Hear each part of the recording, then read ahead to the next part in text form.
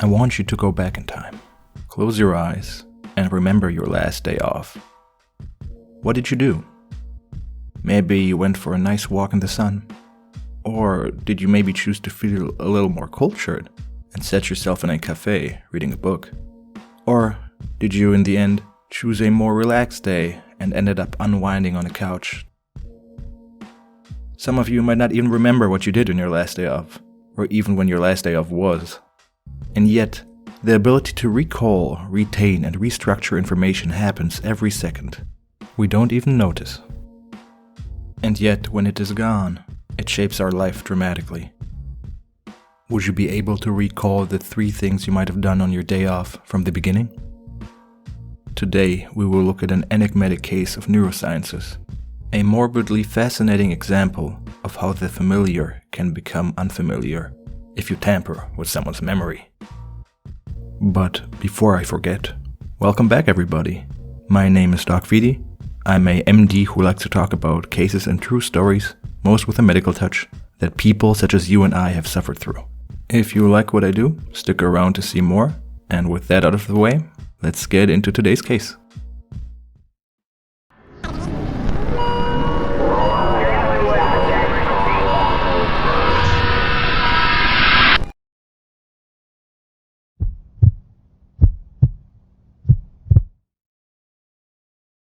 HM. Not to be confused with the store brand. These are the initials behind one of the most famous patients in the history of neurosciences, and maybe all of medicine. Behind these initials was the name Henry Molaison, and behind the name was a tragic story. Henry, whose full name was Henry Gustav Molaison, was an American man born in 1926, who grew up in Connecticut, in a city called Manchester. There, Henry spent his time as many of his peers did, playing outside. However, at the age of 7, an accident occurred that involved Henry getting hit by a bicyclist and him hitting his head on the pavement. Luckily for Henry, this injury was not life-threatening.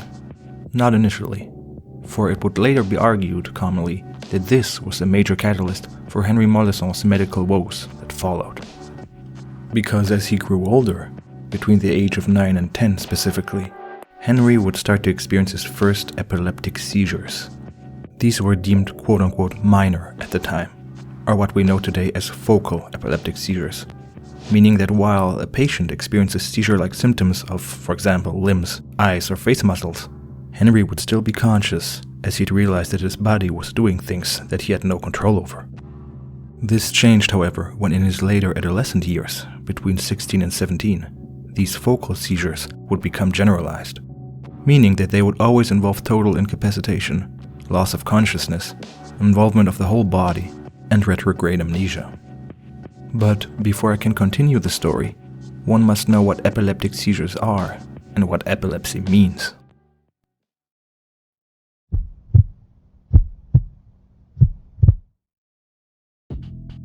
An epileptic seizure is a temporary dysfunction on a cellular level in which bundles of neurons in the brain produce and discharge electric impulses simultaneously and at high frequency.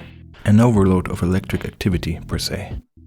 These synchronous charges of electrical activity can be seen in electroencephalographic recordings and can extend itself to neighboring regions. Imagine a big network of electrodes in which one of them suddenly overcharges itself, causing bursts of electricity in neighboring electrodes, and, if spreading far enough, ultimately causing a short circuit, if grave enough. This can lead to many different symptoms according to the affected part of the brain, including, but not limited to, convulsions, heightened muscle tension, tingling and numbness, hallucinations, and loss of consciousness, to name some. The scary thing about epileptic seizures is this, however, that under extreme conditions of, for example, hypoglycemia, lack of oxygen, lack of sleep, or substance withdrawal, any single one of us might be at risk of a seizure without a particular susceptibility to get them. Estimates may vary given the cohort, but the lifetime risk of having one epileptic seizure is estimated to be up to 10% without you needing to have an epilepsy diagnosis. In contrast, suffering from epilepsy means that, from a structural perspective, that there is a permanent predisposition for an individual to suffer epileptic seizures. However, with the right medications, patients afflicted with epilepsy might remain seizure-free, some for the rest of their lives. Unfortunately, this was not the case for Henry Molaison, because despite his high doses of so-called anticonvulsant medication, Molaison's epilepsy seemed resistant to pharmaceutical treatment, and he was very frequently and heavily incapacitated by generalized seizures. Reports indicate that he was suffering up to 10 seizures a day involving loss of consciousness.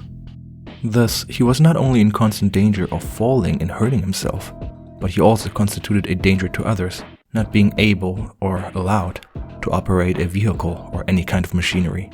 And this is why he also had to stop his job at the assembly line. The year was then 1953, and Henry was only 27 years old. Outwardly, he appeared to be a bright young man, but at his young age, he was unable to work and unable to enjoy his youth, living in constant fear of the next seizure. It seemed that conventional medicine at the time was not able to help him. So, how about some unconventional medicine?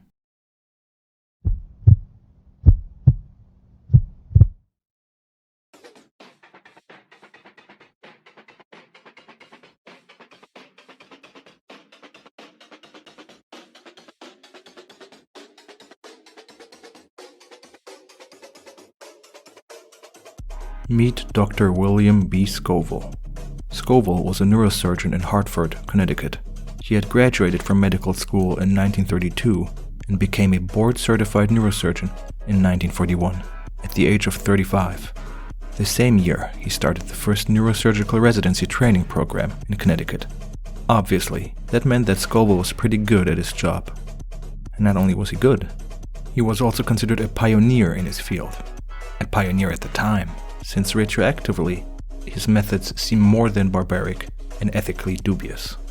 William Scoville and Henry Molaison would meet in the aforementioned year of 1953, when Henry Molaison, at the age of 27, was desperately looking for alternative treatment methods of his epilepsy. Now, the more medically knowledgeable of you might notice an oddity, namely that William Scoville was a neurosurgeon and not a neurologist. William B. Scoville was not a specialist in epilepsy diagnostic or pharmaceutical treatment, which is carried out and reserved by neurologists. Instead, the treatment Scoville offered to Molaison was a surgical one. And not only that, it was experimental. One that he had previously performed on psychotic patients to hamper their delusions and hallucinations. This surgery would include the removal of substantial parts of Molaison's brain, namely the medial part of his temporal lobe, with medial referring to an anatomical position towards the central axis, and temporal being the most lateral lobes of the brain to the side, as the name implies, towards the temples. This was the 1950s, and evidently medicine was very different back then. The procedure that Scoville performed on these schizophrenic patients was also referred to as a fractional lobotomy, and he had performed it in 30 schizophrenic patients as a last resort therapy to treat their psychosis. These days, operating on patients with psychiatric symptoms and illnesses seems more than questionable. But this was a time before psychiatric patients were recognized in their autonomy and had less rights and possibilities when it came to treatment options.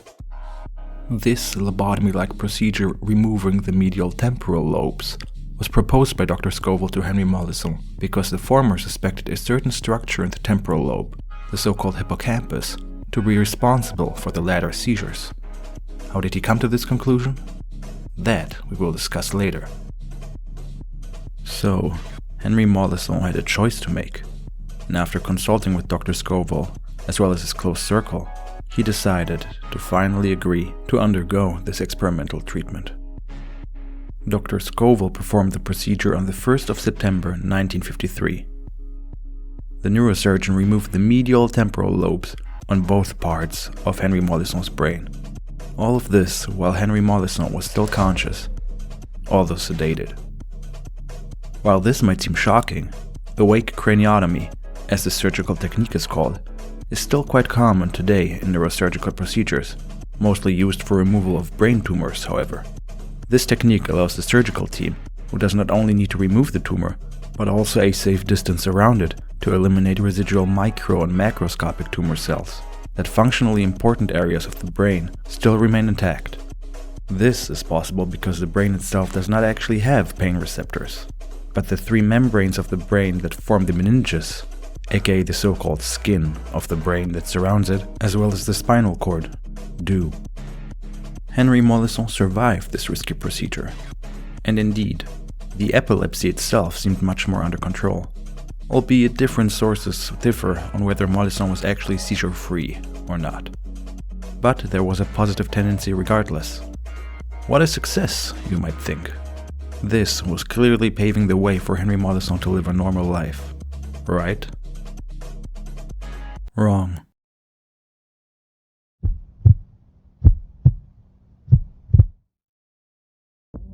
As the medical team surrounding Dr. Scoville would soon learn, yes, they had achieved the desired outcome of seizure control. But in the aftermath of the surgery, Henry Molaison would keep asking the same questions over and over again. He couldn't remember a single thing being said to him in the long run. Daily events and occurrences would happen around him and to him, but he would instantly forget them. As each day he spent would be a totally different one, he was merely drifting through life. He could not remember names or locations, or what he had done during the day or the days prior, and he was in need of constant assistance. He is quoted to have said that his day-to-day life felt like waking from a dream. Every day is alone in itself. This was a completely new and sudden development, as Molaison's cognitive skills prior to the surgery, despite his drug-resistant epilepsy, were fully intact, nor had his intelligence after the surgery diminished. After having chunks of his temporal lobes removed, Henry Molaison was now suffering from a condition called anterograde amnesia. Everyone knows about amnesia. If not from personal experience, it is a common and frankly cheap narrative trope at this point, but regardless, also a very serious neurological symptom. Everyone has read or seen at least a few classic instances of amnesia, with the main character of a story, for example, not being able to recall key details of a prior event relevant to the plot, after a trauma to the head, for example, only to figure it out on the way. These fictional cases are what is referred to as retrograde amnesia, meaning the inability to remember events or facts of the past, be it fully or partially. What Henry Molaison was suffering from, however, is a less widely known form of amnesia, known as anterograde amnesia, the inability to create new memories, whereas long-term memories from the past remain intact. Henry Molaison could remember many things from his past, although he did also have retrograde amnesia, although more moderately. But most importantly, he could not retain any new information. Like a glass of water that was full to the brim, his memory could not be filled with any additional information. This was a devastating fact for Henry, as well as his loved ones, and constituted a grave mistake and a blemish for the neurosurgeon Scoville. The latter, being both intrigued and puzzled by this case, contacted a fellow colleague, the neurosurgeon Wilder Penfield from Montreal. Dr. Scoville had seen Dr. Penfield present 2 cases at the American Neurological Association's meeting in 1955, and was so shocked by them that he gave his colleague a call. Dr. Penfield, much like Dr. Scoville, had removed the medial temporal lobes of 2 patients, albeit only on one side each, but both of them had unexpectedly also developed anterograde amnesia, similar to that of Henry Molaison. Both of them together realized that they were onto something, that they held the key to understanding the memory of humans, and that it lied in the temporal lobe, and not in the brain cortex, aka the outer layer of the brain, as had been suspected for a long time, and the fact that memory, intellect, and perception were all stored in different areas of the brain. They seemingly sensed that this unexpected destruction of a man's autonomy could be used for good, be it for the scientific good of humanity, or their very own prestige and careers. And in 1955, they enlisted the help of British-Canadian neuropsychologist Brenda Milner, who, like Dr. Penfield, was working at Montreal's McGill University at the time, on her doctorate. And so began a series of case studies regarding Henry Molaison that would be published under the pseudonym H.M. in order to protect his identity. This pseudonym would be inscribed into the history of neurosciences since its first publication in 1957.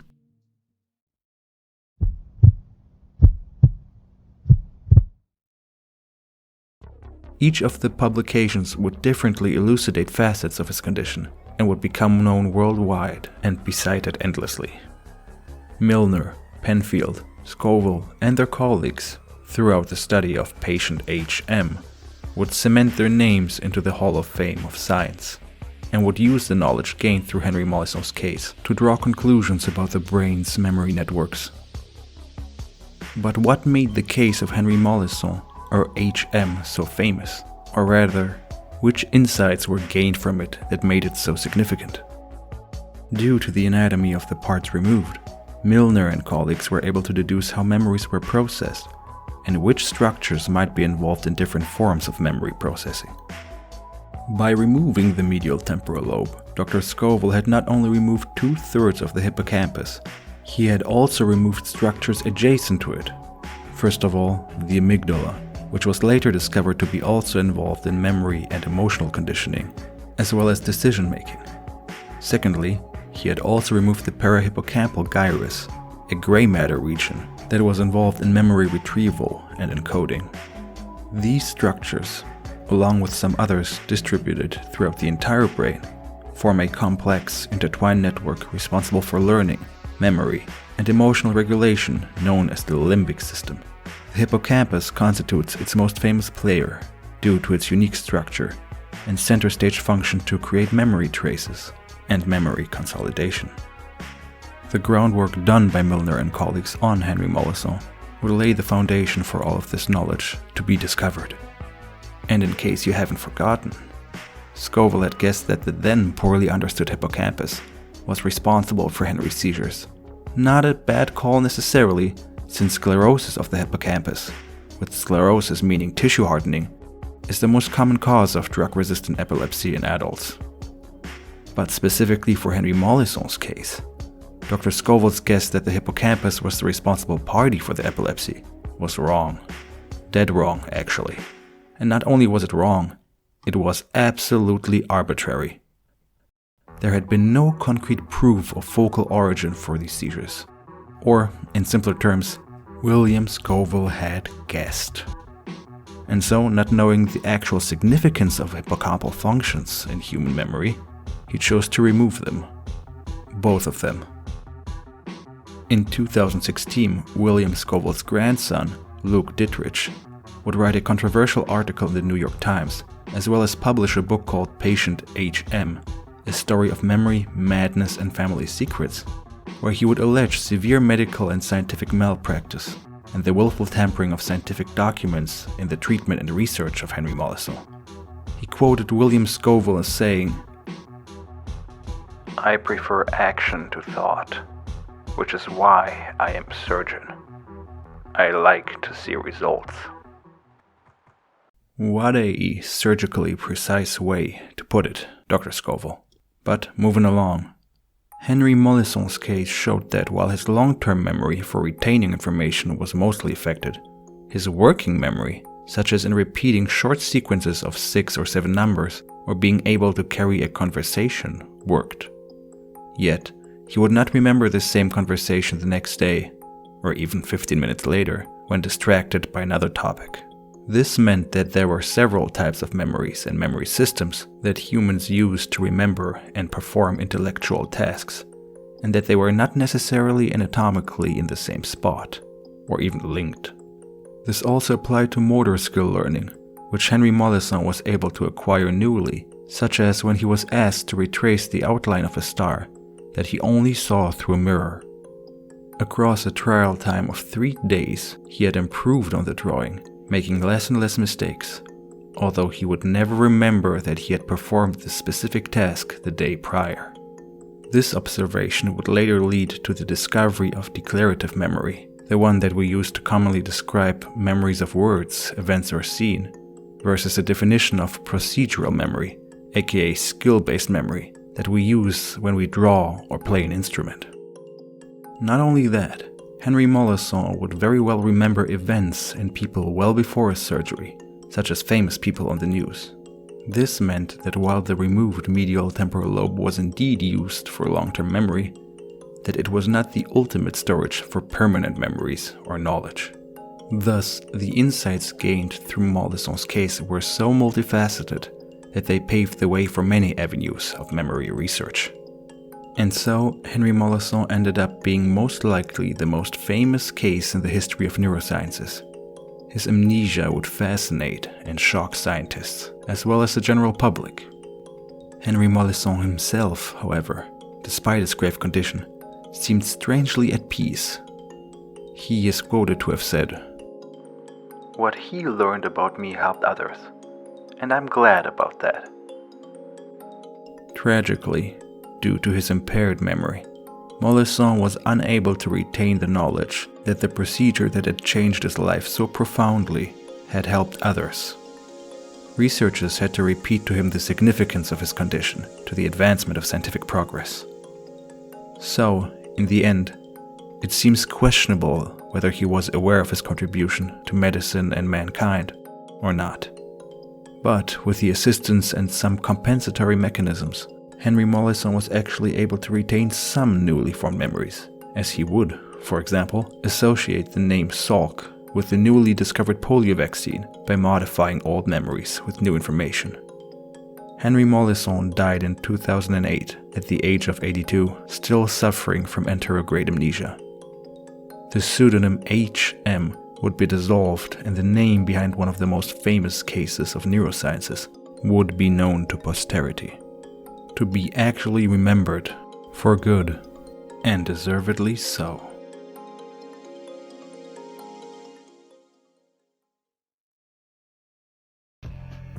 And so ends one of the most fascinating case studies of all time, being the story of Henry Molaison, an incredibly captivating yet bittersweet story, in my opinion, on the ever-changing nature of sciences and how one individual tragedy might end up helping others. This was a very fun story to research, and I hope that I did it justice, given the brief time.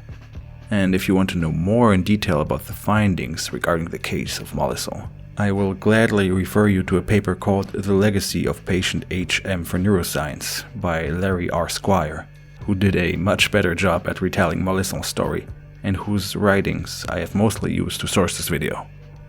I hope that you genuinely enjoyed this video, and hope to see you all next time. This has been Doc Feedy, and stay safe out there.